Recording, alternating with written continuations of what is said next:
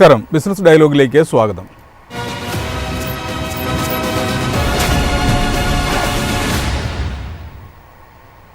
ലോകത്തെ ഏറ്റവും വലിയ എണ്ണ നിക്ഷേപമുള്ള വെനിൻസുലയുടെ മണ്ണിലേക്ക് അമേരിക്കൻ പ്രസിഡന്റ് ഡൊണാൾഡ് ട്രംപ് സൈനിക നീക്കം നടത്തിയിരിക്കുന്നുവെന്ന വാർത്തയുമായാണ് 2026 ആരംഭിക്കുന്നത്. വെനിൻസുലൻ പ്രസിഡന്റ് നിക്കോളാസ് മഡൂറോയെ തടവിലാക്കി ഈ നടപടി കേവലം ഒരു രാജ്യത്തെ ഭരണമാറ്റമാണോ, അതോ ആഗോള ഊർജ്ജ വിപണിയെ വിറപ്പിക്കാൻ ട്രംപ് നടത്തുന്ന ആസൂത്രിതമായൊരു വേട്ടയാണോ? ജനാധിപത്യം പുനഃസ്ഥാപിക്കാനെന്ന പേരിൽ മറ്റൊരു പരമാധികാര രാജ്യത്തിൻ്റെ എണ്ണ സമ്പത്തിനുമേൽ അമേരിക്ക കണ്ണുവെക്കുമ്പോൾ ലോകം ചോദിക്കുന്നത് ഇതൊരു ആധുനിക അധിനിവേശമാണോ എന്നാണ്. ലാറ്റിൻ അമേരിക്കയിൽ ട്രംപ് തുറന്ന ഈ പുതിയ യുദ്ധമുഖം ഇന്ത്യയെ എങ്ങനെ ബാധിക്കും? കുറഞ്ഞ വിലയ്ക്ക് എണ്ണ ലഭിക്കുമോ, അതോ ആഗോള സാമ്പത്തിക അസ്ഥിരത നമുക്ക് തിരിച്ചടിയാകുമോ? ഈ വിഷയമാണ് ഇന്ന് ബിസിനസ് ഡയലോഗ് ചർച്ച ചെയ്യുന്നത്.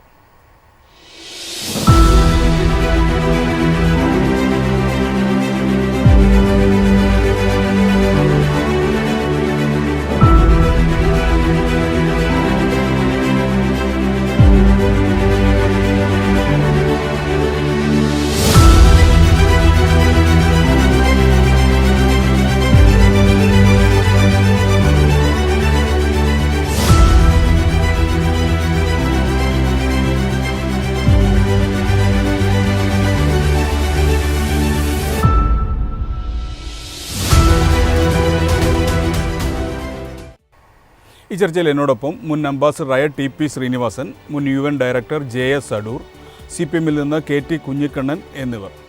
ആദ്യം ശ്രീ JS അടൂർ, അമേരിക്കയുടെ ഈ കടന്നുകയറ്റം അന്താരാഷ്ട്ര നിയമങ്ങളുടെ നഗ്നമായ ലംഘനമല്ലേ? എന്നിട്ടും ലോകരാഷ്ട്രങ്ങളും ഐക്യരാഷ്ട്രസഭയും ഇതിനെ പ്രതിരോധിക്കാത്തതും അപലപിക്കാത്തതും എന്താണ്? Thank you very much. അപ്പോൾ അതെ, ഇത് സത്യത്തിൽ ഇതുവരെയുള്ള നിലവിലുള്ള അന്താരാഷ്ട്ര നിയമങ്ങളുടെ ലംഘനമാണ്. പക്ഷെ ഇപ്പോഴത്തെ ലോകത്തിൻ്റെ ഒരു അവസ്ഥയിൽ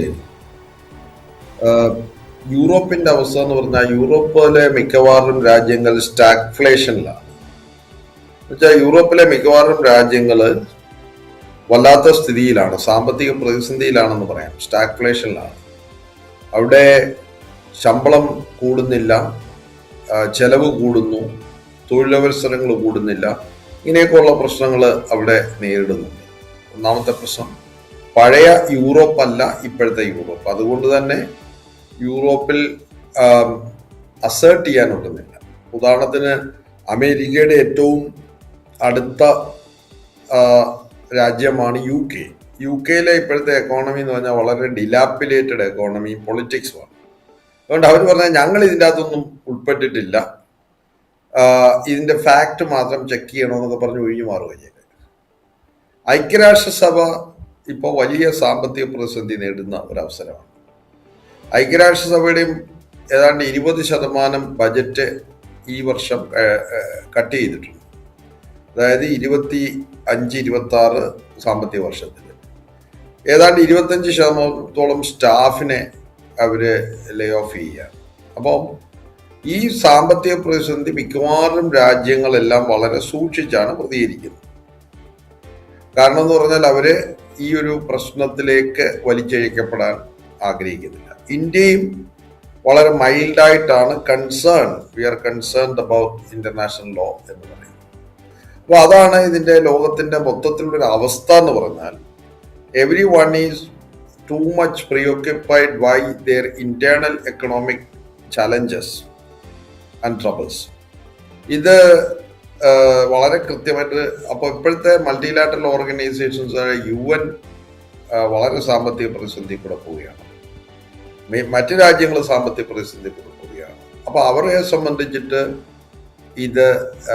ഇതിൽ കയറി അപലപിക്കാൻ പോലും പറ്റിയ അവസ്ഥയിലല്ല. രണ്ടാമത്തെ കാര്യം, ഇത് US ഇലക്ഷനിൽ ട്രംപ് പറഞ്ഞ കാര്യമാണ്. ഇത് 2020-ലാണ് ഇവര് ഈ മദൂറോയെ ഇൻഡിക്റ്റ് ചെയ്യുന്ന കാര്യം പറഞ്ഞത്. അതും കൂടെ പറഞ്ഞിട്ട് ഞാൻ നിർത്താം. അതായത് ഞാൻ 2009-ലാണ് വെനിസ്വേലയിൽ പോയത്. ഞാൻ 3-4 പ്രാവശ്യം പോയിട്ടുണ്ട്. ആ സമയത്ത് 2002 അവിടെ വലിയൊരു സമരം നടന്നു. അതായത് 1999 ഇപ്പോഴത്തെ വെനിസ്വേലയുടെ ഭരണഘടന ബൊവേറിയൻ റവല്യൂഷൻ എന്ന് പറഞ്ഞിട്ട് ഷാവേസ് ചാർജ് എടുത്തു. ആ സമരത്തിന്റെ ഭാഗമായിട്ട് 18,000 പേരെ പിരിച്ചുവിട്ടു.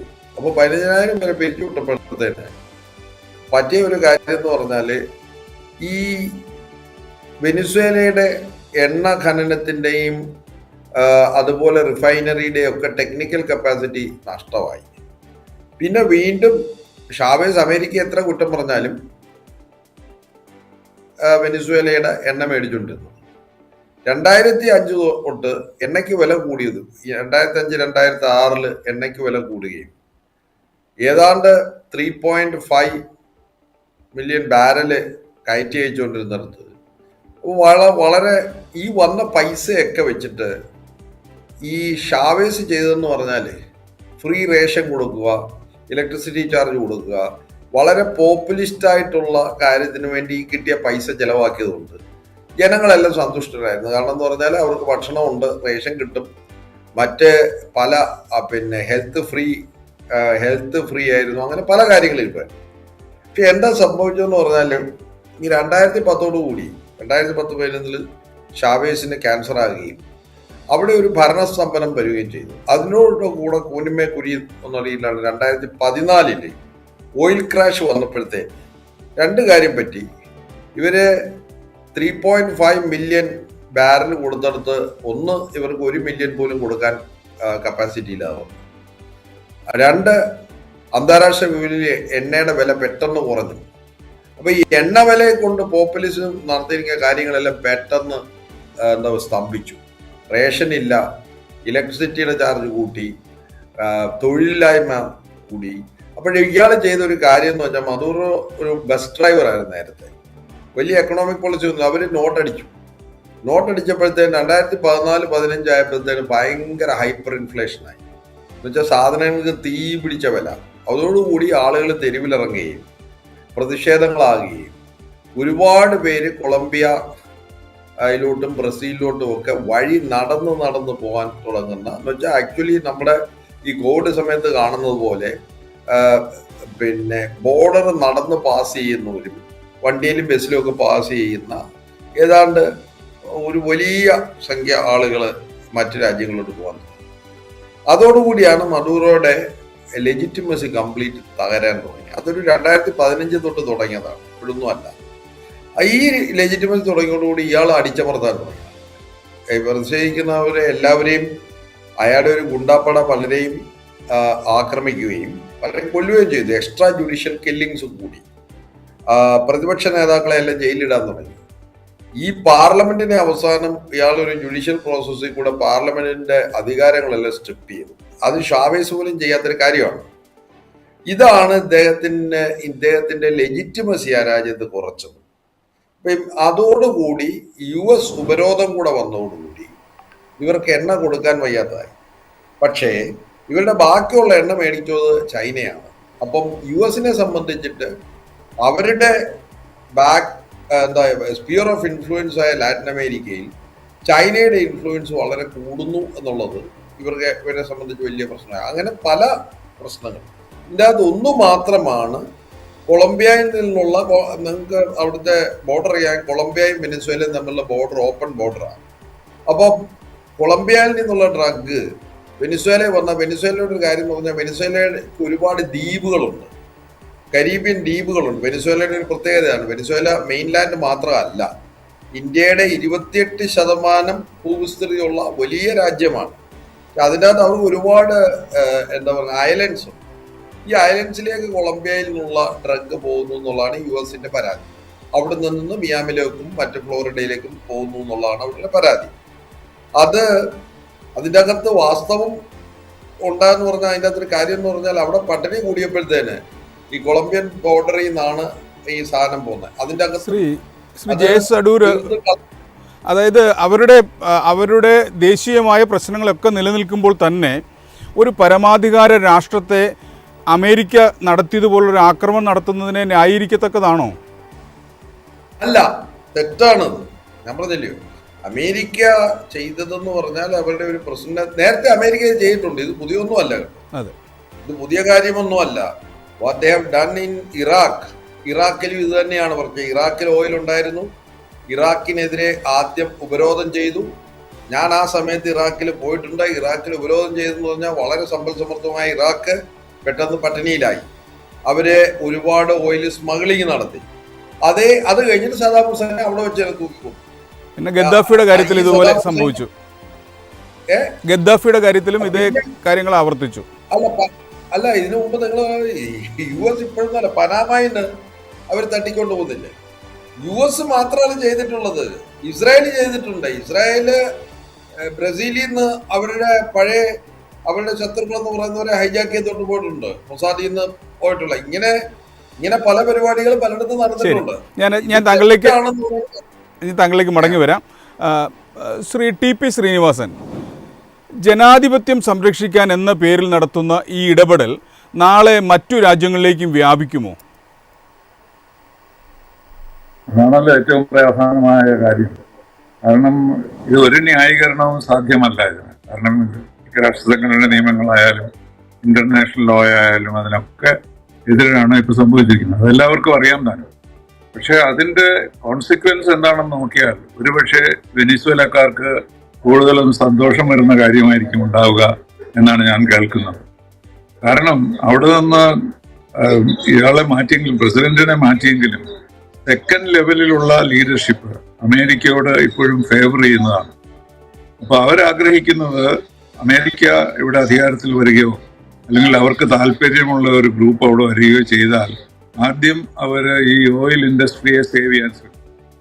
അപ്പോൾ അത് ഒരു വലിയ ഗുണമായിട്ട് വരും. ഇപ്പോഴത്തെ സ്ഥിതിയിൽ ഓയിൽ ഇൻഡസ്ട്രിയിലുള്ള പ്രശ്നങ്ങൾ പരിഹരിക്കാൻ ആർക്കും കഴിവില്ല. പക്ഷെ അതേ സമയത്ത് മെജൂറോ ഇല്ലാത്ത രാജ്യത്ത് അടുത്ത സെക്കൻഡ് ലെവലിലുള്ള ആളുകൾ അധികാരത്തിൽ വന്നാൽ, അതും അമേരിക്കയോട് ഫ്രണ്ട്ലി ആയിട്ടുള്ള അധികാരത്തിൽ വന്നാൽ വെനിസ്വേലയുടെ പല പ്രശ്നങ്ങളും പരിഹരിക്കപ്പെടും എന്നാണ് ഇപ്പോഴത്തെ പൊതുവെയുള്ള അഭിപ്രായം. അപ്പൊ ഇതിനെ ന്യായീകരിക്കാൻ ആരും തയ്യാറില്ലെങ്കിലും വെനിസ്വേലയിലെ ജനങ്ങൾ ആഗ്രഹിക്കുന്നത് ഒരു ബെറ്റർ അഡ്മിനിസ്ട്രേഷനാണ്.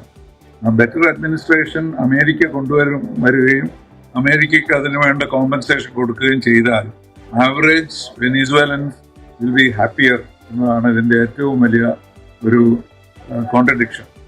അപ്പോൾ നമ്മളെല്ലാം ഇതിനെ എതിർക്കുന്നുവെങ്കിലും സാധാരണക്കാരായ വെനിസ്വേലക്കാർ ആഗ്രഹിക്കുന്നത് controlled system, better oil industry and then wealth for the people. അത് ഇതിൽ നിന്ന് വരുമെന്നുള്ളൊരു വിശ്വാസം കൊണ്ടാണ് ഇപ്പോൾ യാതൊരു റെസിസ്റ്റൻസും ഇല്ലാത്തത്. ആർമി ഇതുവരെ ചെയ്തിട്ടില്ല. വൈസ് പ്രസിഡന്റ് പലതും പറയുന്നുണ്ടെങ്കിലും അവരും ഇതിനെ എതിർക്കുന്നില്ല. അപ്പൊ എനിക്ക് തോന്നുന്നത് ഓവറോൾ ഇത് ജസ്റ്റിഫൈ ചെയ്യപ്പെടും ജനങ്ങളുടെ കാരണം കൊണ്ട് വെനിസ്വേലയിൽ എന്നാണ് എനിക്ക് തോന്നുന്നത്. പക്ഷെ അതുകൊണ്ട് ആരും ഓപ്പണായിട്ട് എതിർക്കുന്നുമില്ല, ഓപ്പണായിട്ട് സപ്പോർട്ട് ചെയ്യുന്നുമില്ല. പക്ഷെ പൊതുവെയുള്ള ഇംപ്രഷൻ ഈ ഡെവലപ്മെന്റ് വെനിസ്വേലയിലെ സാധാരണക്കാരായവർക്ക് ഗുണമുണ്ടാകും എന്നുള്ളതാണ് ഇതിലെ ഏറ്റവും വലിയൊരു വൈരുദ്ധ്യം. അമേരിക്കയുടെ ഈ നീക്കത്തോടുള്ള ഇന്ത്യയുടെ നിലപാട് എന്തായിരിക്കണം? നമ്മുടെ ഊർജ്ജ സുരക്ഷ പ്രധാനമാണെങ്കിലും മറ്റൊരു രാജ്യത്തിന്റെ പരമാധികാരത്തെ മാനിക്കേണ്ടതല്ലേ? തീർച്ചയായിട്ടും. പക്ഷെ ഇന്ത്യയെ സംബന്ധിച്ചുള്ള ഇത് യാതൊരു പ്രശ്നമില്ല. അത് നമ്മളെ ബാധിക്കുന്ന ഒരു കാര്യം ഇവിടെയില്ല. ഇങ്ങനെ ഒന്ന് പറയാവുന്ന നമ്മൾ വെനിസ്വേലയിൽ നിന്ന് നമ്മൾ എണ്ണ വാങ്ങിക്കുന്നത് ധാരാളം കുറച്ചിട്ടുണ്ട്. അതുപോലെ ന്യായമായ വിലയ്ക്ക് വെനിസ്വേലയിൽ എണ്ണ കിട്ടുകയാണെങ്കിൽ അതും നമുക്ക് നല്ലതാണ്. അപ്പോൾ പൊതുവെ ഇന്ത്യക്കെതിരായി അല്ലെങ്കിൽ നമ്മൾ വെറും സെൽഫിഷ് ഇതിൽ പറയുകയാണെങ്കിൽ നമുക്കിതുകൊണ്ട് ഒരു പ്രശ്നം ഉണ്ടാകാൻ പോകുന്നില്ല. നമ്മുടെ സപ്ലൈ കുറച്ചത് കൊണ്ട് ഇപ്പോൾ അവിടെ ഒരു ഷോർട്ടേജ് ഇല്ല, നമ്മൾ അഡ്ജസ്റ്റ് ചെയ്ത് കഴിഞ്ഞു. പക്ഷേ ഈ ഓയിൽ ഇൻഡസ്ട്രി നോർമൽ ആവുകയാണെങ്കിൽ നമുക്കും അതിൽ നിന്ന് ഗുണമുണ്ടാകും. ഇന്റർനാഷണൽ പ്രൈസസിൽ കൂടുതൽ ഓയിൽ വെനിസ്വേലയിൽ നിന്ന് വാങ്ങിക്കാൻ നമുക്ക് കഴിയും. അതുകൊണ്ട് പ്രിൻസിപ്പിളിൽ നമ്മൾ ഇതിനെ എതിർക്കുമെങ്കിലും പൊതുവെ താല്പര്യങ്ങൾ നോക്കുമ്പോൾ നമുക്ക് ഒന്നും സംഭവിക്കാനില്ല ഇതിൽ. ശ്രീ JS അടൂർ, റഷ്യൻ എണ്ണയുടെ കാര്യത്തിൽ ഇന്ത്യയും ട്രംപ് ഭീഷണിപ്പെടുത്തി തുടങ്ങിയിട്ടുണ്ട്. ഇന്ത്യ എന്തിനാണ് ട്രംപിനെ പേടിക്കുന്നത്? ഇതിൻ്റെ അകത്ത് ലോകത്ത് നമ്മൾ മനസ്സിലാക്കണം. പിന്നെ TP ശ്രീനിവാസൻ അറിയാം, ഇന്റർനാഷണൽ റിലേഷൻസിൽ എത്രയോ വർഷമായിട്ട് റിയലിസ്റ്റിക് ഇന്റർനാഷണൽ പോളിസിയാണ് നടക്കുന്നത്. അതായത് എല്ലാ രാജ്യങ്ങളും അവരുടെ സെൽഫ് ഇൻട്രസ്റ്റ് മാത്രമാണ് നോക്കുന്നത്. നമ്മൾ ഈ ഐഡിയൽ അല്ലെങ്കിൽ ഐഡിയോളജിക്കൽ ഇന്റർനാഷണൽ റിലേഷൻസ് എന്ന് പറഞ്ഞതിന്റെ കാലം കഴിഞ്ഞു. ഇതൊരു പ്രാഗ്മാറ്റിക് പിന്നെ റിയലിസ്റ്റ് പൊസിഷൻ എന്നാണ് അതിൻ്റെ അകത്ത് അന്താരാഷ്ട്ര പഠനങ്ങളിൽ അദ്ദേഹത്തിന് അറിയാം നമ്മൾ പറയുന്നത്. അതായത് ഇന്ത്യയുടെ ഇൻട്രസ്റ്റ് നോക്കും, പിന്നെ ചൈനയുടെ ഇൻട്രസ്റ്റ് നോക്കും, യൂറോപ്യൻ ഇൻട്രസ്റ്റ് നോക്കും. അല്ലാതെ നമ്മൾ ഈ പറയുന്ന പ്രിൻസിപ്പിൾഡ് പൊസിഷൻസ് ഒന്നും അല്ല ഒരു രാജ്യങ്ങളും മിക്കവാറും എടുക്കുന്നത്. അതാണ് ഒന്നാമത്തെ കാര്യം. രണ്ടാമത്തെ കാര്യം, പൊതുവെ ഇന്റർനാഷണൽ ഇപ്പോൾ വേറെ രണ്ട് സ്പിയർ ഓഫ് ഇൻഫ്ലുവൻസ്. അതായത് അമേരിക്ക വിചാരിക്കുന്നത് ലാറ്റിൻ അമേരിക്ക പ്രത്യേകിച്ച് അവരുടെ സ്പിയർ ഓഫ് ഇൻഫ്ലുവൻസിൽ കിടക്കുന്ന രാജ്യങ്ങളാണ്. അതുകൊണ്ടാണ് പണ്ട് ബനാന റിപ്പബ്ലിക് എന്ന് പറഞ്ഞാൽ മിക്കവാറും രാജ്യങ്ങളിൽ, ലാറ്റിൻ അമേരിക്കൻ രാജ്യങ്ങളിൽ CIA ഇന്റർവ്യൂ ചെയ്യുകയും അവിടുത്തെ റിജൈം ചേഞ്ച് ചെയ്യുകയും ചെയ്തു. ഇപ്പോഴത്തെ കാര്യം TP ശ്രീനിവാസൻ പറഞ്ഞ പോലെ ഡെൽസിയ ആണ് ഇപ്പോഴത്തെ പിന്നെ ആക്ടിങ് പ്രസിഡന്റ്. ഇന്ന് ലേറ്റസ്റ്റ് ട്രംപ് പറഞ്ഞിട്ടുണ്ട് 30 തൊട്ട് 50 മില്യൺ ബാരൽ എണ്ണ വരാൻ തുടങ്ങും. അതായത് ട്രംപ് അഡ്മിനിസ്ട്രേഷൻ ഡെൽസിയുമായിട്ട് ഡീലുണ്ടാക്കി, അവര് പത്രസമ്മേളനമൊക്കെ നടത്തി ഡീലുണ്ടാക്കി. അവിടുത്തെ ജനങ്ങളെ സംബന്ധിച്ചിട്ട് ഈ എണ്ണയിൽ നിന്നുള്ള ഉപരോധം, US ഉപരോധം നീക്കി എണ്ണ പോയെങ്കിൽ മാത്രമേ അവിടെ കഞ്ഞി കുടിക്കാനൊക്കത്തുള്ളൂ. അവിടുത്തെ അവസ്ഥ എന്ന് പറഞ്ഞാൽ വളരെ ഭീകരമാണ്. പലയിടത്തും ഇലക്ട്രിസിറ്റി ഇല്ല. ഇലക്ട്രിസിറ്റിയും ഇന്റർനെറ്റും വെള്ളവും ഈ പ്രശ്നമാകുമ്പോഴത്തേന് ആളുകൾ വളരെ അസ്വസ്ഥരാണ്. അതിൻ്റെ കൂട്ട് ഈ ഹൈപ്പർ ഇൻഫ്ലേഷൻ കൊണ്ട് ഇപ്പൊ നമ്മൾ പറഞ്ഞ ഹൈപ്പർ ഇൻഫ്ലേഷൻ, ഒരു ചായക്ക് ഇവിടെ 10 രൂപയാണെങ്കിൽ 1000 രൂപ കൊടുത്താലും ഒരു ചായ കിട്ടാനൊക്കാത്ത അവസ്ഥയുണ്ടെങ്കിൽ ആൾക്കാരെങ്ങനെ നിൽക്കും? ആ അവസ്ഥയിൽ നിന്നാണ് അവിടുത്തെ ജനങ്ങൾ അളം മുട്ടി നിന്ന ഒരവസ്ഥയാണ്. അതുകൊണ്ടാണ് ഈ പറയുന്ന അവിടുത്തെ ജനങ്ങളൊന്നും ഇതിനോട് വലുതായിട്ട് പ്രതിഷേധിക്കാത്തതിന്റെ കാര്യം എന്ന് പറഞ്ഞാൽ, ഈ നമ്മൾ 3 കോടി ജനങ്ങളുള്ള ഒരു രാജ്യത്ത് നിന്ന്, നിങ്ങൾ നോക്ക്, 3 കോടി ജനങ്ങളുള്ള ഒരു രാജ്യത്ത് നിന്ന് 70 ലക്ഷം ആളുകൾ പലായനം ചെയ്താൽ ഓർത്തു നോക്കി. കേരളത്തിൽ 3.5 കോടി ജനങ്ങളുണ്ട്. അതിൻ്റെ അകത്ത് 80-90 ലക്ഷം ആൾക്കാർ കേരളത്തിൽ നിന്ന് തമിഴ്നാട്ടിലോട്ടും വേറൊരിടത്തോട്ടും പലായനം ചെയ്താലേ ഉള്ള അവസ്ഥയൊന്നും നോക്ക്. എന്ന് വെച്ചാൽ ആ അവസ്ഥയിലാണ് ഇത് നടക്കുന്നതെന്നും കൂടെ നമ്മൾ മനസ്സിലാക്കണം. കാരണം എന്ന് പറഞ്ഞാൽ അതുകൊണ്ട് തന്നെയാണ് മിക്കവാറും ആളുകൾ ഇതിനെക്കുറിച്ച് നമ്മൾ അനങ്ങാതിരിക്കുന്നത്. കാരണം അവരുടെ സെൽഫ് ഇൻട്രസ്റ്റിനെ ബാധിച്ചില്ലെങ്കിൽ ഇപ്പൊ ഇതിനെക്കുറിച്ച് ഏറ്റവും കൂടുതൽ ബോധരായിരിക്കുന്നത് കൊളംബിയയും ബ്രസീലുമാണ്. കൊളംബിയയും ബ്രസീലും ആയിരിക്കുന്ന ഒരു വശത്ത് കൊളംബിയയിലോട്ടും ബ്രസീലിലോട്ടുമാണ് ഏറ്റവും കൂടുതൽ ഈ പിന്നെ വെനിസ്വേലക്കാർ പോയിരിക്കുന്നത്. അവർ വളരെ പട്ടിണിയിലാണ്. നമ്മൾ വളരെ നിങ്ങൾ പറഞ്ഞ അവിടെ സെക്സ് ട്രാഫിക്കിങ് വളരെ കൂടുതലാണ്. അതിൻ്റെ ഒരു പരിണിത ഫലമാണ് ഈ ഡ്രഗ് ട്രാഫിക്കിങ്. അപ്പോൾ ആ ഒരു അവസ്ഥയിൽ നിന്ന് ഈ അവസ്ഥയായിട്ട് ഒരു 7 വർഷമായി. അതായത് ഈ എന്താ പറയുക, ട്രംപ് അഡ്മിനിസ്ട്രേഷൻ അല്ല, നിങ്ങൾ അതും കൂടെ മനസ്സിലാക്കണം. നേരത്തെ ട്രംപ് അഡ്മിനിസ്ട്രേഷന്റെ അവസാന ഭാഗത്താണ് ഇവരെ ഈ ഉപരോധം ഏർപ്പെടുത്തിയത്. അപ്പൊ അതാണ് ഇപ്പൊ ഇന്ത്യയുടെ പൊസിഷൻ എന്ന് പറഞ്ഞാൽ, ഇന്ത്യക്ക് വെനിസ്വേല അവിടെ കിടക്കുന്നത്. ഇന്ത്യയിൽ ഇപ്പൊ ഡയറക്റ്റ് പ്രശ്നമില്ല. അവിടെ അവരെ സംബന്ധിച്ച് ഉപരോധം നീക്കിക്കഴിഞ്ഞ് എണ്ണയുടെ പ്രൊഡക്ഷൻ കൂടണമെങ്കിൽ അവർക്ക് ഒന്ന് ടെക്നോളജിക്കൽ നോഹോ വേണം, 2 അവരുടെ ഇപ്പൊ ഫ്രീസ് ചെയ്തിരിക്കുന്ന വലിയൊരു തുക, സിഡ്കോ എന്ന് പറയുന്ന അവരുടെ കമ്പനിയുടെ ഫോറിൻ അസറ്റ് ഫ്രീസ് ചെയ്തിരിക്കുകയാണ്. ആ പൈസ വരുമ്പോൾ തന്നെ അവരുടെ ഇന്റർനാഷണൽ കടങ്ങൾ ഒരുപാടുണ്ട്. ഇപ്പൊ തന്നെ 7.10 ബില്യൺ ഇന്റർനാഷണൽ കടങ്ങൾ ഉണ്ടായിരുന്നു 2020. ഇപ്പോഴും നമുക്കറിയില്ല. അപ്പൊ അതെല്ലാം വീട്ടിൽ കഴിയുമ്പോഴത്തേന് രാജ്യം സ്റ്റെബിലൈസ് ചെയ്യും. രണ്ടാമത്തെ കാര്യം, ട്രംപ് വാചകം അടിച്ച് ഞങ്ങൾ ആ രാജ്യം നടത്തുമെന്നൊക്കെ പറഞ്ഞാലും അമേരിക്കയുടെ സെക്രട്ടറി ഓഫ് സ്റ്റേറ്റ് മാർക്കോ അദ്ദേഹം പറഞ്ഞത് അദ്ദേഹത്തിന് റെജൈം ചേഞ്ചിന് വരുന്നില്ല എന്നുള്ളതാണ്. റെജൈം ചേഞ്ചിന് വരുന്നില്ല എന്ന് പറഞ്ഞാൽ നമ്പർ 2 ഇപ്പൊ ഡെൽസിയ കുറച്ചുകൂടെ പ്രാഗ്മാറ്റിക് അപ്രോച്ചിൽ പോവുകയാണ്. അതുകൊണ്ട് റെജൈം ചേഞ്ച് ഉടനെ വരും എന്ന് തോന്നുന്നില്ല in the next few months. Colombia ഇപ്പൊ തന്നെ ഇതിന്റെ സ്റ്റേറ്റ്മെന്റ് എടുത്തി. അപ്പൊ നെക്സ്റ്റ് പുള്ളിക്ക് കൊളംബിയയിലുണ്ട്. എൻ്റെ ഒരു കാര്യം എന്ന് പറഞ്ഞാൽ, ഈ പരിപാടിയിൽ കൂടെ അമേരിക്ക കാണിച്ചെന്ന് പറഞ്ഞാൽ സൗത്ത് അമേരിക്കൻ രാജ്യങ്ങൾക്ക് ഒരു താക്കീതാണ്, നിങ്ങൾ മര്യാദയ്ക്ക് നിന്നില്ലെങ്കിൽ this could happen to U.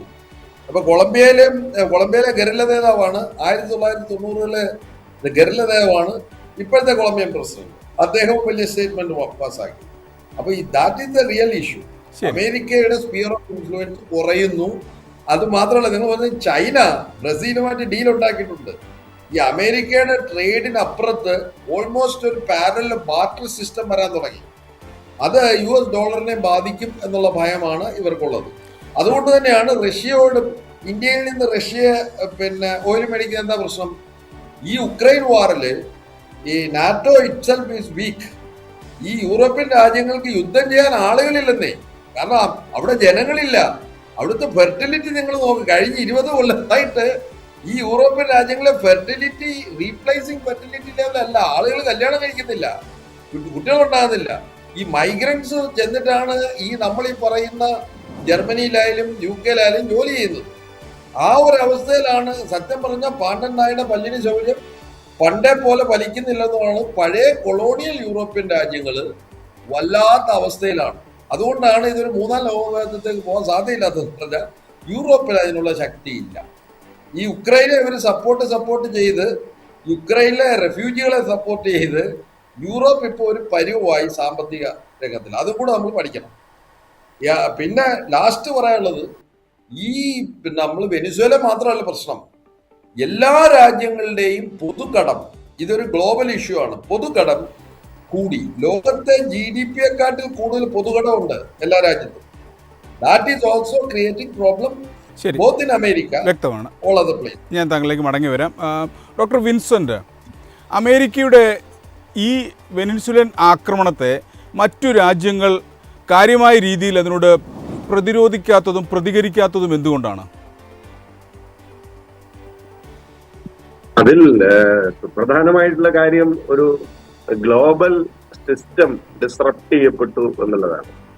ഈ കളക്റ്റീവ് സെക്യൂരിറ്റി എന്നുള്ള സങ്കല്പത്തിന് കാര്യമായ ശോഷണം സമീപകാലത്ത് സംഭവിച്ചിരിക്കുന്നു. ഈ കളക്റ്റീവ് മെഷർ ഫോർ സെക്യൂരിറ്റി അല്ലെങ്കിൽ കോഓപ്പറേറ്റീവ് സെക്യൂരിറ്റി എന്ന സങ്കല്പത്തിൽ നിന്ന് ലോകം ഒരു ബാലൻസ് ഓഫ് പവർ എന്ന സംവിധാനത്തിലേക്ക് മാറിയിരിക്കുന്നു. അവിടെ വൻശക്തി രാജ്യങ്ങൾ അവരുടെ ശാക്തിക സന്തുലനത്തിലൂടെ സമാധാനവും സ്ഥിരതയും നിലനിർത്തുക എന്നുള്ളതാണ്.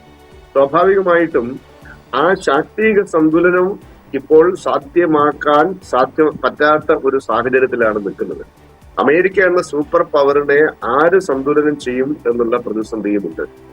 യഥാർത്ഥത്തിൽ അതൊരു ഡിക്ലൈനിങ് സൂപ്പർ പവർ എന്ന് പറയാമെങ്കിലും ആഗോള രംഗത്ത് അമേരിക്കയുടെ സാമ്പത്തിക, സൈനിക, രാഷ്ട്രീയ ശേഷിയെ ബാലൻസ് ചെയ്യാൻ ശേഷിയുള്ള മറ്റു രാജ്യങ്ങളുടെ കൂട്ടായ്മയോ ഒന്നും നിലവിലില്ല. സാങ്കേതികമായി ചൈനയ്ക്ക് അതിന് ശേഷിയുണ്ട് എന്ന് വാദിക്കാമെങ്കിലും യഥാർത്ഥത്തിൽ ചൈന അതിന് മുതിരുന്നില്ല എന്ന് മാത്രമല്ല, അത്തരത്തിലൊരു നടപടിയിലേക്ക് ചൈന പോകുന്നത് ചൈനയുടെ തന്നെ വളർച്ചയെയും സാമ്പത്തിക സുസ്ഥിരതയെയും ബാധിക്കും. അപ്പോൾ ഈ ഒരു പ്രത്യേക സാഹചര്യത്തിൽ ഇത് ലോകത്തിലെ ഒരു ട്രാൻസിഷണൽ ഫേസ് ആണ് ഇപ്പോൾ യഥാർത്ഥത്തിൽ. അവിടെ അമേരിക്ക എന്ന് പറയുന്ന സൂപ്പർ പവറിനെതിരായിട്ട് ശക്തമായ ശാക്തിക കേന്ദ്രങ്ങൾ നിലവിലില്ല. അതുകൊണ്ട് തന്നെ അമേരിക്ക ഒരു സൈനിക നടപടി എടുത്തു കഴിഞ്ഞാൽ അതിനെതിരായിട്ട് ഞങ്ങൾ സൈന്യത്തെ അയക്കും എന്ന് പറയാൻ പറ്റുന്ന മറ്റൊരു വൻശക്തി രാഷ്ട്രത്തിന്റെ അഭാവത്തിൽ, അല്ലെങ്കിൽ വൻശക്തി രാഷ്ട്രത്തിന്റെ നേതൃത്വത്തിലുള്ള രാജ്യ കൂട്ടായ്മയുടെ അഭാവത്തിൽ അമേരിക്കയ്ക്ക് അതിന്റെ നടപടികളുമായി മുന്നോട്ട് പോകാൻ സാധിക്കുന്നു എന്നുള്ളതാണ്. ഒരുപക്ഷെ ഇതിന് വ്യത്യസ്തമായ ഒരു സംഭവം ഉണ്ടാവാൻ സാധ്യത കിഴക്കനേഷ്യൻ സംഘർഷത്തിൽ മാത്രമാണ്. അവിടെ ചൈനയുമായിട്ട് നേരിട്ട് ഏറ്റുമുട്ടുന്ന ഒരു സാഹചര്യമുണ്ട്. തൈവാൻ വിഷയം തുടങ്ങി തെക്കൻ ചൈന കടലിലെ നാവിക ഗതാഗതം അടക്കമുള്ള കാര്യങ്ങളിലുള്ള പ്രശ്നമുണ്ട്. അതുകൊണ്ട് കിഴക്കനേഷ്യ ഒരു വലിയ സംഘർഷ മേഖലയായി നിൽക്കുകയാണ്. അവിടെ ഏതെങ്കിലും വിധത്തിൽ അമേരിക്ക ഒരുപക്ഷെ ഒരു സൈനികമായ ഇടപെടൽ നടത്തിക്കഴിഞ്ഞാൽ അതിനെ സർവ്വശക്തിയും ഉപയോഗിച്ച് സൈനികമായും സാമ്പത്തികമായും രാഷ്ട്രീയമായുള്ള തലങ്ങളിൽ നിന്നുകൊണ്ട് ചൈന എതിർത്തേക്കാം. ലോകത്തിന്റെ മറ്റിതര ഭാഗങ്ങളിലുള്ള സംഘർഷങ്ങളിൽ ചൈന ഒരുപക്ഷെ ഒരു തന്ത്രപരമായ പിന്തുണ നൽകുന്നതിനപ്പുറത്തേക്ക് സൈനികമായി ഇടപെടാനുള്ള സാധ്യത തുലവും വിരളമാണ്. പിന്നെ മറ്റൊരു രാജ്യം ഇത്തരത്തിൽ ഇടപെടാൻ ശേഷിയുള്ളത് റഷ്യയാണ്. റഷ്യയും അതിന് മുതിരാൻ സാധ്യതയില്ല. മാത്രവുമല്ല, ഉക്രൈൻ യുദ്ധത്തിൽ കെട്ടപ്പെട്ട ഒരവസ്ഥയിലാണ് റഷ്യയുള്ളത്. ഈ ഒരു സാഹചര്യത്തിൽ അമേരിക്കയുടെ ഇത്തരം കടന്നുകയറ്റങ്ങളെ അന്താരാഷ്ട്ര വേദികളിൽ ഉന്നയിക്കുകയും പ്രതിഷേധിക്കുകയും ഒക്കെ ചെയ്യുക എന്നതിനപ്പുറത്തേക്ക് ഒരു സൊല്യൂഷൻ ഉണ്ടാക്കത്തക്ക വിധം സൈനികമായ ഇടപെടൽ നടത്താൻ ശേഷി ഇന്ന് മറ്റു രാജ്യങ്ങൾക്കില്ല എന്നതൊരു വസ്തുതയാണ്. ഡോക്ടർ വിൻസെന്റ്, അതോടൊപ്പം ഇന്ത്യ ഉൾപ്പെടെയുള്ള രാജ്യങ്ങൾക്ക് അമേരിക്കയെ പ്രീതിപ്പെടുത്താതെ നിലനിൽപ്പില്ല എന്നൊരവസ്ഥയിലേക്ക് വന്നിരിക്കുകയാണല്ലോ. ട്രംപ് ഇന്ത്യയുടെ കാര്യത്തിൽ പോലും ഇടപെട്ട് തുടങ്ങി. നമ്മൾ എവിടെ നിന്ന് ഓയിൽ വാങ്ങണം വേണ്ട എന്ന് അമേരിക്ക തീരുമാനിക്കുന്ന ഒരു അവസ്ഥയിലേക്കാണോ കാര്യങ്ങൾ പോകുന്നത്? ഇന്ത്യക്കോ അല്ലെങ്കിൽ ചൈന പോലെയുള്ള സ്വാഭാവികമായിട്ടും അമേരിക്കയെ ചെറുത്തു നിൽക്കാനുള്ള ശേഷി നമുക്കുണ്ട്. അപ്പോഴുള്ള പ്രതിസന്ധി എന്താ വെച്ചാൽ അത് ഉണ്ടാക്കുന്ന മാരകമായ പ്രത്യാഘാതങ്ങൾ നമ്മളുടെ ഇന്നത്തെ വളർച്ചയുടെ തോതിനെ നിർണായകമായി ബാധിക്കും. സ്വാഭാവികമായിട്ടും അന്താരാഷ്ട്ര രംഗത്ത് നമ്മുടെ രാജ്യ താല്പര്യങ്ങളെ ബലികഴിച്ചുകൊണ്ട് ഏതെങ്കിലും ഒരു ആശയത്തിന് വേണ്ടിയിട്ടോ മറ്റേതെങ്കിലും ഒരു രാജ്യത്തിന് വേണ്ടിയോ നിലയുറപ്പിക്കാനുള്ള സാധ്യത വിരളമാണ്. ഇപ്പൊ ഇന്ത്യക്ക് അമേരിക്കയുമായി ഫൈറ്റ് ചെയ്യാൻ ശേഷിയുണ്ടോ ഇല്ലയോ എന്നുള്ള ഒരു ചോദ്യമല്ല പ്രധാനം. ആ സംഘർഷത്തിലൂടെ ഇന്ത്യക്ക് എന്ത് നേട്ടമുണ്ടാകും എന്നുള്ളതാണ്. അതിപ്പോ താരിഫ് യുദ്ധത്തിന്റെ കാര്യം എടുത്താലും, ഇറാനിൽ നിന്ന് എണ്ണ വാങ്ങുന്നതിന്റെ പ്രശ്നമാണെങ്കിലും, റഷ്യയിൽ നിന്ന് എണ്ണ വാങ്ങുന്ന വിഷയം, അതല്ലെങ്കിൽ വെനിസ്വേലയിൽ ഇതിനു മുമ്പ് നമ്മൾ വൻതോതിൽ എണ്ണ ഇറക്കുമതി ചെയ്തുകൊണ്ടിരുന്നതാണ്. അമേരിക്ക വിരോധത്തെ തുടർന്നാണ് അവിടുന്ന് പിന്മാറിയത്. അവിടെ അമേരിക്കൻ സമ്മർദ്ദത്തിന് വിധേയമാവാതെ ഇന്ത്യ അതിന്റെ സ്വന്തം നയവുമായി നമ്മുടെ സ്വതന്ത്ര ഫോറിൻ പോളിസിയുമായി ടാക്ടിക്കൽ ഒട്ടോണമി ആയിട്ടൊക്കെ മുന്നോട്ട് പോയാൽ അതുമൂലം നമ്മളുടെ ഇക്കണോമിക്ക് ഉണ്ടാവുന്ന നഷ്ടങ്ങൾ ഒരു പക്ഷേ ഭീകരമായിരിക്കും, വലുതായിരിക്കും. ഇപ്പോൾ 50% ഇറക്കുമതി ചുങ്കം ഇന്ത്യൻ ഉൽപ്പന്നങ്ങൾക്ക് മേലെ അമേരിക്ക ചുമത്തിയിട്ടുണ്ട്. അതൊരു 75%, 100% ആക്കാനൊന്നും ട്രംപിന് മടിയില്ല. ഒരുപക്ഷെ അദ്ദേഹം അത് ചെയ്തേക്കാം. അതുകൊണ്ട് ഒരു പക്ഷേ അമേരിക്കയെക്കാൾ അധികം ആഘാതം ഉണ്ടാകാൻ സാധ്യതയുള്ളത് ഇന്ത്യക്കാണ്. അപ്പോൾ ഓരോ രാജ്യങ്ങളും അതിന്റെ നയം സ്വീകരിക്കുന്നത് അത് ആ രാജ്യങ്ങളുടെ സാമ്പത്തിക രംഗത്തും അതിന്റെ സുസ്ഥിരതയിലും അതിന്റെ വളർച്ചയിലും എങ്ങനെ പ്രതിഫലിക്കുമെന്ന് കണക്കൂട്ടിയിട്ടാണ്. അതുകൊണ്ട് അമേരിക്കയോട് ചെറുത്തു നിൽക്കാനുള്ള ശേഷിയുണ്ടോ എന്നതിനേക്കാൾ ഉപരി അത്തരം ഒരു ചെറുത്തുനിൽപ്പിലൂടെ സ്വന്തം സുസ്ഥിരതയും സാമ്പത്തിക വളർച്ചയും രാജ്യത്തിന്റെ ആഭ്യന്തരമായ നല്ല വളർച്ചാ നിരക്കും ഒക്കെ തകർക്കാൻ നമ്മൾ തയ്യാറാകുമോ എന്നുള്ളതാണ്. ഇതിനകത്തൊരു ലാഭനഷ്ടത്തിന്റെ കൃത്യമായ കണക്കുണ്ട്. ആ ലാഭത്തിൽ അതിൽ ലാഭമാണെങ്കിൽ അത്തരം നയങ്ങളുമായി നമ്മൾ മുന്നോട്ട് പോകും. അതല്ല നഷ്ടമാണെങ്കിൽ തീർച്ചയായിട്ടും അത്തരം പരിപാടിക്ക് നിൽക്കില്ല. ഇപ്പോൾ അമേരിക്ക നമ്മളെ സമ്മർദ്ദത്തിലാഴ്ത്തുന്ന ഏറ്റവും പ്രധാനപ്പെട്ട കാര്യങ്ങളിൽ ഒന്ന് ഈ കാർഷിക മേഖലയിലുള്ള ഇറക്കുമതിയാണ്. അത് ഒരിക്കലും ഇന്ത്യ അനുവദിക്കാൻ സാധ്യതയില്ല. കാരണം അത് ഇന്ത്യയിലുള്ള കോടിക്കണക്കിന് കർഷകരുടെ വരുമാനത്തെ ബാധിക്കും. ഇന്ത്യയുടെ വൈറ്റൽ നാഷണൽ ഇൻട്രസ്റ്റിനെ അത് പ്രതികൂലമായി ബാധിക്കും. അത്തരം കാര്യങ്ങളിൽ നമ്മൾ ഫൈറ്റ് ചെയ്ത് നിൽക്കും. അല്ലാത്ത കാര്യങ്ങളിൽ ഏതാണോ നമ്മുടെ രാജ്യത്തിന് ഗുണകരം അത്തരം ഒരു നയമായിരിക്കും നമ്മൾ സ്വീകരിക്കും. ശരി, വ്യക്തമാണ്. ഞാൻ താങ്കളിലേക്ക് മടങ്ങി വരാം. ശ്രീ ജെ.എസ്. അടൂർ, UPA സർക്കാരിന്റെ കാലത്ത് ഇറാനുമായും വെനിൻസുലയുമായും നമ്മൾ പുലർത്തിയിരുന്ന സ്വതന്ത്ര വിദേശ നയത്തിൽ നിന്ന് ഇന്ത്യ ഇന്ന് വ്യതിചലിച്ചു എന്ന് താങ്കൾ കരുതുന്നുണ്ടോ? മാറി. ഞാൻ പറഞ്ഞില്ലേ, ഈ ഇന്റർനാഷണൽ പൊളിറ്റിക്സ് കോവിഡിന് ശേഷം ഞാൻ ഇതിനെക്കുറിച്ച് ഒരു സീരീസ് ചെയ്തു. പോസ്റ്റ് കോവിഡ് സിറ്റുവേഷനിൽ ആണ് ഇന്റർനാഷണൽ പൊളിറ്റിക്സ് കംപ്ലീറ്റ് മാറി. ഇതെന്ന് പറഞ്ഞാൽ ലോകം ഒരു പോളി ക്രൈസിസ്, അതായത് ഫൈനാൻഷ്യൽ, എക്കണോമിക്, ക്ലൈമറ്റ് ക്രൈസിസിലേക്ക് പോകുന്ന ഒരു സമയം. അത് മാത്രമല്ല ജിയോ പൊളിറ്റിക്സും മാറി. അപ്പോൾ ജിയോ പൊളിറ്റിക്സ് മാറി എന്ന് പറഞ്ഞാൽ China has change their sphere of influence. ചൈനയുടെ സ്പിയർ ഓഫ് ഇൻഫ്ലുവൻസിലാണ് തായ്വാൻ, ഹോങ്കോങ്, ഈ സൗത്ത് ഏഷ്യൻ രാജ്യങ്ങളായ കംബോഡിയ, നമ്മുടെ ഈ ഇന്ത്യയുടെ കാര്യങ്ങൾ, അതുപോലെ ഡിഫറെൻറ്റ് സ്പിയർ ഓഫ് ഇൻഫ്ലുവൻസ് ആയിട്ട് ഉള്ള പരിപാടിയാണ്. അതുകൊണ്ട് തന്നെയാണ് റഷ്യയുടെ സ്പിയർ ഓഫ് ഇൻഫ്ലുവൻസ് ആയിട്ടാണ് ഉക്രൈൻ മറ്റ് രാജ്യങ്ങളെ അവർ വീണ്ടും ഇൻഫ്ലുവൻസ് ചെയ്യാൻ ശ്രമിക്കുന്നത്. അപ്പോൾ ഇത് ഒരു കാര്യം എന്ന് പറഞ്ഞാൽ പോസ്റ്റ് കോവിഡ് സിറ്റുവേഷനിൽ നമ്മുടെ UPA കാലത്തെ പൊളിറ്റിക്സും ഗ്ലോബൽ ഇക്കോണമി അല്ല നടക്കുന്നത്. അപ്പോൾ ഉദാഹരണത്തിന് 15 കൊല്ലം മുമ്പ്, അതായത് UPA സമയം എന്ന് പറഞ്ഞാൽ 15 കൊല്ലം മുമ്പാണ്. 15 കൊല്ലം മുമ്പുള്ള ഇന്റർനാഷണൽ അസംഷൻസും പൊളിറ്റിക്സും അല്ല പോസ്റ്റ് കോവിഡ് സിറ്റുവേഷൻ കാണുന്നത്. പോസ്റ്റ് കോവിഡ് സിറ്റുവേഷനിൽ 4 കാര്യം പറ്റി. Surveillance has increased everywhere. Globally surveillance has increase. രണ്ടാമത് പറഞ്ഞാൽ globally public debt has increase. നമ്മളിപ്പോൾ കേരളത്തിൽ 5 ലക്ഷം 6 ലക്ഷം കോടി കടമുണ്ടെന്ന് പറയുന്നു. നിങ്ങൾ ലോകത്തിന്റെ മൊത്തം കടങ്ങൾ നോക്കിയാൽ ഞെട്ടും. വിയറ്റ്നാമിന്റെ നോക്കുക, കംബോഡിയയുടെ, എല്ലാ രാജ്യങ്ങളിലും കടങ്ങൾ കൂടി, പൊതുകടങ്ങൾ കൂടി. അതാണ് ഇപ്പം ബംഗ്ലാദേശിലുണ്ടാകുന്ന പ്രശ്നം. അപ്പൊ ഈ പൊതുകടങ്ങൾ കൂടുകയും, മൂന്നാമത് എക്കോണമി സ്ലോ ഡൗൺ ആയി. എക്കോണമിക്ക് ആദ്യം കുറെ ഡിമാൻഡ് ഉണ്ടാക്കിയെങ്കിൽ എക്കോണമിയിൽ സ്റ്റാഗ്ഫ്ലേഷൻ എന്ന് പറഞ്ഞാൽ എക്കണോമി ഗ്രോ ചെയ്യുന്നില്ല, ശമ്പളം ഗ്രോ ചെയ്യുന്നില്ല, അതേസമയത്ത് ചെലവ് കൂടുന്നു, അപ്പൊ നെറ്റ് ഇൻകം കുറയുന്നു. ഈ ഒരു അവസ്ഥയിലാണ് ലോകമെല്ലാം പോകുന്നത്. അതുപോലെ നിങ്ങൾ കാണുന്നത് വെച്ചാൽ ഇന്റർനാഷണൽ എയ്ഡ് OECD കൺട്രിയുടെ കഴിഞ്ഞ പോസ്റ്റ് കോവിഡ് സിറ്റുവേഷനിൽ ഒരുപാട് കുറച്ചു. അപ്പൊ അതുകൊണ്ട് തന്നെയാണ് UN ഉൾപ്പെടെ എയ്ഡ് കുറച്ചത്. അപ്പൊ ഇതെല്ലാം കൂടെ നമ്മൾ ഒരുമിച്ച് വായിക്കണം. ലോകത്ത് ഏറ്റവും കൂടുതൽ ഇപ്പോ ഡെറ്റുള്ള രാജ്യം അമേരിക്കയാണ്. അപ്പൊ അമേരിക്കയുടെ ഓയിൽ ഡോളർ വീക്കായി.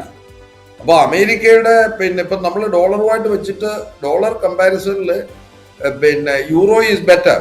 അപ്പൊ ആ ഒരു സംഗതി എല്ലാം കൂടെ നോക്കിയിട്ട് വേണം നമ്മൾ കാണാൻ. കാരണം UPIയുടെ 15 കൊല്ലം മുമ്പുള്ള പൊളിറ്റിക്സ് അല്ല ഇപ്പോഴ് എന്നുള്ളതാണ് അതിന്റെ യഥാർത്ഥ കാര്യം. അപ്പൊ നമ്മളീ പറയുന്ന ഇത് അന്താരാഷ്ട്ര നിയമത്തിന്റെ തെറ്റാണ്. പക്ഷെ അന്താരാഷ്ട്ര നിയമത്തിന് ഇപ്പൊ വിൻസെന്റ് പറഞ്ഞ പോലെ there is no longer a strong system. നിങ്ങൾ ഈ പറയുന്ന വേൾഡ് ബാങ്ക്, IMF, അതുപോലെ UN എല്ലാം വീക്കായി. ഇപ്പോ നിങ്ങൾ കണ്ടോണ്ടാ അറിയാതെ UNCHR UN റിഫ്യൂജി ഏജൻസിയുടെ ഹെഡായിട്ട് വരാൻ പോകുന്നത് ഇറാഖിലെ ഫോർമർ പ്രസിഡന്റാ. ഒരിക്കലും യൂറോപ്യൻസ് ആണ് മിക്കവാറും വരുന്നത്, അല്ല അമേരിക്കൻസ് ആണ് ആദ്യമായിട്ടാണ് വരുന്നത്. അപ്പൊ പക്ഷേ കാരണം എന്തറിയോ, UNCHRന്റെ 1 ബില്യൺ എന്ന് പറഞ്ഞാൽ കുറഞ്ഞാലോ 1 ബില്യൺ ഫണ്ടാ കുറഞ്ഞത്. നിങ്ങൾ ഈ പറയുന്ന വേൾഡ് ഹെൽത്ത് ഓർഗനൈസേഷന്റെ ഏതാണ്ട് എഫക്റ്റീവ് 30%, 1/3 ഫണ്ട് വെട്ടിക്കുറച്ചു. അപ്പൊ ഇതുകൊണ്ട് എന്താ പറ്റുന്നതെന്ന് വെച്ചാൽ the entire international system has become weak. അതാണ് ഇപ്പോൾ നമ്മൾ നേരിടുന്ന ഒരു പ്രശ്നം. അപ്പം ഇതിനെക്കുറിച്ച് ഒരു സ്റ്റേറ്റ്മെന്റ് ഇറക്കാനോ രാജ്യങ്ങൾ തമ്മിലുള്ള ഗ്രൂപ്പിങ്ങും വളരെ ഇപ്പം ബ്രിക്സ് എന്ന് പറയുന്നത് അവരെല്ലാം they all look for their self interest rather than larger common public good in the world. International പൊളിറ്റിക്സിൽ പോസ്റ്റ് കോവിഡിൽ സംഭവിച്ച വലിയൊരു പാരഡൈം ഷിഫ്റ്റാണ്. ശരി, വ്യക്തമാണ്. ഞാൻ താങ്കളിലേക്ക് മടങ്ങി വരാം. ശ്രീ TP ശ്രീനിവാസൻ, ഇത് ഒരു ആഗോള ശീതയുദ്ധത്തിലേക്ക് നയിക്കുമോ എന്നായിരുന്നു ഞാൻ ചോദിച്ചത്. ശരിയായ ഉത്തരം ഇല്ല എന്ന് തന്നെയാണ്. ഇത് കുറച്ചു കഴിഞ്ഞാൽ സ്റ്റെബിലൈസ് ചെയ്യും. പൊതുവെ അവിടുത്തെ ആളുകൾ ഇതിനെ റെസിസ്റ്റ് ചെയ്യില്ല. ഒരു പാക്സ് അമേരിക്ക കൊണ്ടുവന്നിട്ട് അവരെ എല്ലാം താല്പര്യത്തിൽ കൊണ്ടുപോകാനാണ് അമേരിക്ക ശ്രമിക്കുന്നത്. അതുകൊണ്ട് മറ്റേന്ത്യ ഉണ്ടാകുന്ന പ്രതീക്ഷിക്കുന്നില്ല. ഇന്റേണലായിട്ടും വലിയ കോൺഫ്ലിക്റ്റ് ഒന്നും ഉണ്ടാവില്ല. നമ്മളെല്ലാം റിഗ്രറ്റ് ചെയ്യേണ്ടത് ഇന്റർനാഷണൽ ലോയെ അമേരിക്ക ഒട്ടും ബഹുമാനിക്കുന്നില്ല എന്നുള്ളതാണ്. അതൊരു പ്രശ്നമാണ്. അത് നമുക്ക് വീണ്ടും വീണ്ടും പറയേണ്ടിയിരിക്കും. പക്ഷെ യഥാർത്ഥത്തിൽ ഒന്നും ചെയ്യേണ്ട ആവശ്യം ഇന്ത്യക്കോ അതുപോലെ ചൈനയ്ക്കോ റഷ്യക്കോ ഇല്ല എന്നാണ് എൻ്റെ ശ്രീനിവാസൻ. അമേരിക്കയുമായി അടുത്ത ബന്ധം പുലർത്തുന്ന ഇന്ത്യയെ സംബന്ധിച്ചിടത്തോളം വെനിൻസുലയിലെ ഈ അസ്വസ്ഥത ഗുണകരമാണോ അതോ നയതന്ത്രപരമായ ഒരു പ്രതിസന്ധി ഉണ്ടാക്കുമോ? ഇന്ത്യയുമായിട്ടോ? ഇന്ത്യയുമായി ഇല്ല, ഒരു പ്രതിബന്ധം ഉണ്ടാവില്ല, ഒരു വ്യത്യാസം ഉണ്ടാവില്ല. നമ്മുടെ നാട്ടിൽ വെനിൻസുലയായിട്ടുള്ള ബന്ധത്തിൽ എന്തെങ്കിലും ആ രാജ്യത്ത് അതുകൊണ്ട് പ്രയോജനമുണ്ട്. അതുകൊണ്ട് ആയിട്ട് നമ്മൾ അതിനെ will continue to say this is unacceptable from the point of view international law, nothing more. ഇത് പുതിയൊരു അന്താരാഷ്ട്ര കൂട്ടുകെട്ടിന് വേദി ഒരുക്കുമോ? കൂട്ടുകെട്ടെന്ന് ഞാൻ പറയില്ല, പക്ഷെ അക്കോമഡേഷന് വഴിയെടുക്കും. രാജ്യങ്ങളുടെ പുതിയൊരു ചേരി രൂപപ്പെട്ടു വരാനുള്ള സാധ്യത കാണുന്നുണ്ടോ? അതല്ല, ഒരു അക്സെപ്റ്റൻസ് എന്നല്ല ഞാൻ പറഞ്ഞത്. അതിന്റെ എന്തൊക്കെ ഗുണം ഉണ്ടാവുന്നതെന്ന് നോക്കിയിട്ട് അതിൽ ഇന്റർവെൻഷന്റെ ആവശ്യമില്ല എന്ന് തോന്നുന്നു, പിന്നെ നമ്മൾ അതിൽ നിന്ന് ഇൻവോൾവ് ചെയ്യില്ലല്ലോ. പക്ഷെ അത് കണ്ടറിയണം. ഈ സെക്കൻഡ് ലെവൽ ലീഡേഴ്സ് എന്തായിരിക്കും ചെയ്യുക, ഇപ്പൊ ആക്ടിങ് പ്രസിഡന്റ് എന്തായിരിക്കും ചെയ്യുക, ഇതൊക്കെ ഇപ്പോഴും ക്ലിയർ ആയിട്ടുള്ള ആൻസർ ഇല്ല. പക്ഷെ പൊതുവെ ഞാൻ മനസ്സിലാക്കുന്നത് രാജ്യത്തുള്ള എതിർപ്പ് ഉണ്ടാവുകയില്ല. അതുകൊണ്ട് അവരുദ്ദേശിക്കുന്നത് അമേരിക്ക വന്ന് അവരെ സഹായിക്കും എന്നുള്ള മട്ടിലാണ്. കാരണം ഒരാളെ മാത്രമല്ലേ അവർ കൊണ്ടുപോയിട്ട് ഒരു രക്തദൂഷിതമായ വിപ്ലവം ഒന്നും നടന്നിട്ടില്ല, ആരും റെസിസ്റ്റ് ചെയ്തിട്ടില്ല. അപ്പോൾ അതൊരു പക്ഷെ മറ്റു ട്രംപ് ഭീഷണിപ്പെടുത്തി തുടങ്ങി. അടുത്ത കണ്ണ് ഗ്രീൻലാൻഡിലേക്കാണ്. അവിടെ യൂറോപ്യൻസ് ക്ലിയർ ആയിട്ട് പറഞ്ഞിട്ടുണ്ടല്ലോ ഗ്രീൻലാൻഡിലൊന്നും പറഞ്ഞു. ഗ്രീൻലാൻഡൊന്നും അദ്ദേഹം പോകുമെന്ന് ഞാൻ വിചാരിക്കുന്നില്ല. ഇതൊരു ഒരു വീക്ക് സ്പോട്ടിൽ കണ്ട് അറ്റാക്ക് ചെയ്തിരിക്കുകയാണ്. പൊതുവെ ഇത് മറ്റുള്ളിടത്ത് അപ്ലൈ ചെയ്ത് എവിടെയെങ്കിലും പോകാം, പാനമ കനാൽ പിടിച്ചെടുക്കാം, ഗ്രീൻലാൻഡ് പിടിച്ചെടുക്കാം, അല്ലെങ്കിൽ കാനഡ 51ാമത്തെ രാജ്യമാക്കാം. ഇതൊക്കെ അദ്ദേഹം പറയുന്നതിനകത്തൊന്നും യാതൊരു അർത്ഥവുമില്ല. പക്ഷെ വൾണറബിൾ ആയിട്ടുള്ള സ്റ്റേറ്റ്സിനെ കൊണ്ട് അമേരിക്കൻ സൗകര്യങ്ങൾ വർദ്ധിപ്പിക്കാനുള്ള ഒരു ശ്രമമാണ് ഇത് കാണുന്നത്. ഇതൊരു ട്രയൽ റണ്ണാണ്. ഇത് വിജയിക്കുകയാണെങ്കിൽ കൊളംബിയ ആയാലും അതുപോലെ മെക്സിക്കോ ആയാലും ഒക്കെ അവിടെ ആയിരിക്കും അദ്ദേഹം സ്പിയർ ഓഫ് ഇൻഫ്ലുവൻസ് ഡെവലപ്പ് ചെയ്യാൻ ശ്രമിക്കും. ശരി, വ്യക്തമാണ്. ഡോക്ടർ വിൻസെന്റ്, പെട്രോ ഡോളറിന്റെ ഒരു തകർച്ചയാണോ ട്രംപിനെ വിരളി പിടിപ്പിക്കുന്ന പ്രധാന വസ്തുത? നമുക്കൊരു സിംഗിൾ റീസൺ അക്കാര്യത്തിൽ പറയാൻ സാധിക്കില്ല. അപ്രതീക്ഷിതമായിട്ടുള്ള നയങ്ങൾ സ്വീകരിക്കുന്ന ഒരു വ്യക്തിയാണ് ട്രംപ് എന്ന കാര്യത്തിൽ സംശയമില്ല. അദ്ദേഹം ഒരു തരത്തിൽ ഭ്രാന്തമായ നിലയിൽ ആശയങ്ങൾ പ്രകടിപ്പിക്കുകയും പ്രായോഗികമായ നടപടികൾ സ്വീകരിക്കുകയും ചെയ്യുന്നു എന്നുള്ളതാണ്. പക്ഷേ ഷേക്സ്പീരിയൻ കഥാപാത്രം പറഞ്ഞ പോലെ there is a method in his madness. അദ്ദേഹത്തിന് ഈ ഭ്രാന്തിന് കൃത്യമായ ഒരു മെത്തഡ് ഉണ്ട്, ഒരു മെത്തഡോളജി ഉണ്ട്. അത് കൃത്യമായി ചിന്തിച്ചുറപ്പിച്ച ലക്ഷ്യങ്ങളിലേക്കുള്ള യാത്ര തന്നെയാണ്. അത് വളരെ പ്രധാനപ്പെട്ട കാര്യമാണ്. 1980 റൊണാൾഡ് റീഗൻ അമേരിക്കൻ പ്രസിഡന്റായി മത്സരിക്കുന്ന സമയത്ത് ഒരു ഫുൾ പേജ് പരസ്യം അന്നത്തെ ട്രംപ്, അദ്ദേഹം വന്നൊരു ബിസിനസ്മാൻ ആയിരുന്നു, കൊടുക്കേണ്ടായി. അതിൽ അദ്ദേഹം പറഞ്ഞത് ഒരു പ്രധാനപ്പെട്ട കാര്യം, സോവിയറ്റ് യൂണിയനുമായി നിരന്തരമായി സംഘർഷാവസ്ഥയിൽ തുടരേണ്ട ആവശ്യമില്ല. സോവിയറ്റ് യൂണിയനുമായിട്ട് എന്തുകൊണ്ട് അമേരിക്കയ്ക്ക് ഈ സംഘർഷം വെടിഞ്ഞ് സഹകരണത്തിന്റെ പാതയിലേക്ക് വന്നുകൂടാ? അങ്ങനെ വന്നാൽ അമേരിക്കയ്ക്ക് അതിന്റെ വിഭവങ്ങൾ വലിയ രൂപത്തിൽ വർദ്ധിപ്പിക്കുവാനും മറ്റ് രാജ്യങ്ങളെ കൂടുതലായി അതിന്റെ നിയന്ത്രണത്തിലേക്ക് കൊണ്ടുവരാൻ സാധിക്കുമല്ലോ എന്ന നിലയ്ക്കൊക്കെ ചിന്തിച്ച ആളാണ്. ഇപ്പോൾ യഥാർത്ഥത്തിൽ അദ്ദേഹം നടപ്പിലാക്കുന്ന അതാണ്. യൂറോപ്യൻ അലയൻസിന്റെ പോലും താല്പര്യങ്ങൾക്ക് വിരുദ്ധമായി നേരിട്ട് റഷ്യയുമായി ബന്ധപ്പെട്ട് ഉക്രൈൻ യുദ്ധം അവസാനിപ്പിക്കാനാണ് ഇപ്പോൾ ട്രംപ് ശ്രമിക്കുന്നത്. അതുകൊണ്ട് ട്രംപിന്റെ നയങ്ങൾക്കെല്ലാം കൃത്യമായിട്ടുള്ള ഒരു മെത്തഡ് ഉണ്ട്, അതിന്റെ പിന്നിൽ ഒരു ആശയമുണ്ട്, അത് നടപ്പാക്കുന്ന ഒരു രീതിയുമുണ്ട്. അതുകൊണ്ട് ഇത് ഒരൊറ്റപ്പെട്ട സംഭവമായിട്ട് നമുക്ക് ഈ വെനിസ്വേലയിലുള്ള സംഘർഷത്തെ നമുക്ക് കാണാൻ സാധിക്കില്ല. അമേരിക്ക അതിന്റെ ഈ സാമ്രാജ്യത്വ സ്വത്വത്തിലേക്കും അതിന്റെ ലാഭനഷ്ട കണക്കുകളിലേക്കും തിരിച്ചു വന്നിരുന്നതാണ് സാർ. ഇപ്പൊ ഇന്റർനാഷണൽ സിസ്റ്റം എന്ന് നമ്മൾ പറയുമ്പോൾ ഇതിനു മുമ്പ് ശ്രീനിവാസൻ സാറും അടൂറും ഒക്കെ സൂചിപ്പിച്ച കാര്യങ്ങൾ പ്രസക്തമാണ്. ഈ യുണൈറ്റഡ് നേഷൻസ് അടക്കമുള്ള മറ്റ് യുണൈറ്റഡ് നേഷൻസ്, അതല്ലെങ്കിൽ വേൾഡ് ഹെൽത്ത് ഓർഗനൈസേഷൻ അടക്കമുള്ള മറ്റ് പല സ്ഥാപനങ്ങൾ എടുത്താലും അതിലെ മേജർ ഫണ്ടിങ് വരുന്നത് അമേരിക്കയിൽ നിന്നാണ്. എന്ന് വെച്ചാൽ അമേരിക്ക ഫണ്ട് ചെയ്യുന്ന ഇത്തരം സ്ഥാപനങ്ങൾ അമേരിക്കയുടെ താല്പര്യങ്ങൾക്ക് വിരുദ്ധമായി പ്രവർത്തിക്കുന്നത് കൊണ്ട് ഞങ്ങൾ അതിൻ്റെ അകത്ത് പിന്മാറുന്നു എന്നുള്ളത് ഒരർത്ഥത്തിൽ ലളിത സമവാക്യമാണ്. പക്ഷെ അവിടെ ഇത്തരം സംഘടനകൾ നിലനിൽക്കുന്നത് അമേരിക്കയുടെ ഗ്ലോബൽ ഹെജിമണിക്ക് വിഘാതമാകുന്നു എന്നാണ് ട്രംപിന്റെ വാദം. അപ്പൊ അമേരിക്കയുടെ ആഗോള അധീശത്വത്തിന് വിഘാതമാകാൻ സാധ്യതയുള്ള സാമ്പത്തിക അന്താരാഷ്ട്ര സ്ഥാപനങ്ങളിൽ നിന്നും യുണൈറ്റഡ് നേഷൻസ് അടക്കമുള്ള സ്ഥാപനങ്ങളിൽ നിന്നും ഞങ്ങൾ പിന്മാറുന്നു എന്നുള്ളതാണ്. അത് അദ്ദേഹം വളരെ സിസ്റ്റമാറ്റിക് ആയിട്ട് നടപ്പാക്കിക്കൊണ്ടിരിക്കുന്നു. മറ്റൊന്ന്, ശ്രീനിവാസൻ സാർ സൂചിപ്പിച്ചതുപോലെ അമേരിക്ക അതിന്റെ സ്പിയർ ഓഫ് ഇൻഫ്ലുവൻസ് തിരിച്ചെടുക്കുകയാണ്. യഥാർത്ഥത്തിൽ ലാറ്റിൻ അമേരിക്ക അമേരിക്കയുടെ കിച്ചൺ ഗാർഡൻ എന്നാണ് അറിയപ്പെട്ടിരുന്നത്. മൺട്രോ ഡോക്ടറിന്റെ കാലം മുതൽ മാനിഫെസ്റ്റ് ഡെസ്റ്റിനി എന്നുള്ള സങ്കല്പം അവർ മുന്നോട്ട് വെച്ചിരുന്നു. അതായത് യൂറോപ്യൻ ശക്തികൾ ലാറ്റിൻ അമേരിക്കയിൽ ഇടപെടാൻ പാടില്ല. അമേരിക്കാസ് എന്ന് പറയുന്ന നോർത്ത് അമേരിക്കയും മീസോ അമേരിക്കയും ലാറ്റിൻ അമേരിക്കയും ചേർന്ന അമേരിക്കൻ ഭൂഖണ്ഡങ്ങളും അതിന്റെ സമീപ പ്രദേശത്തുള്ള ദ്വീപ സമൂഹങ്ങളും ചേർന്ന പ്രദേശങ്ങൾ അമേരിക്കയ്ക്ക് വിധിപ്രകാരം സ്വാഭാവികമായി അവരുടെ കൈവശമുള്ള അവരുടെ സ്വാധീന മേഖലയാണ്. അവിടെ അമേരിക്കൻ വിരുദ്ധ ശക്തികളെയോ അമേരിക്കൻ താല്പര്യത്തിന് വിരുദ്ധമായി പ്രവർത്തിക്കുന്ന ഒന്നിനെയോ ഞങ്ങൾ അനുവദിക്കില്ല. അതിനനുകൂലമായി ലോകത്തിലെ ഏതെങ്കിലും രാജ്യങ്ങൾ ഇടപെട്ടാൽ ഞങ്ങൾ ശക്തമായി പ്രതികരിക്കുന്നുള്ളതാണ്. അതാണ് ഇപ്പോൾ ഡോൺട്രോ ഡോക്ട്രിനായി പുനരവതാരം നടത്തിയിട്ടുള്ളത്. അത് ഡൊണാൾഡ് ട്രംപ് ഡോക്ട്രിനായി മാറുമ്പോൾ നിലവിൽ അമേരിക്കൻ താല്പര്യങ്ങൾക്ക് വിരുദ്ധമായി നിൽക്കുന്ന ക്യൂബ, വെനിസ്വേല മാത്രമല്ല ലാറ്റിൻ അമേരിക്കയിലെ നവ ഇടതുപക്ഷ സർക്കാരുകളെല്ലാം, പിങ്ക് ടൈഡിൽ പിറന്ന നവ ഇടതുപക്ഷ സർക്കാരുകളെല്ലാം അമേരിക്കൻ താല്പര്യങ്ങൾക്കൊപ്പം നിന്നോണം. അതല്ലെങ്കിൽ പഴയ സ്റ്റിക്ക് ആൻഡ് ക്യാരറ്റ് പോളിസി ഞങ്ങൾ പുറത്തെടുക്കും എന്നുള്ളതാണ്.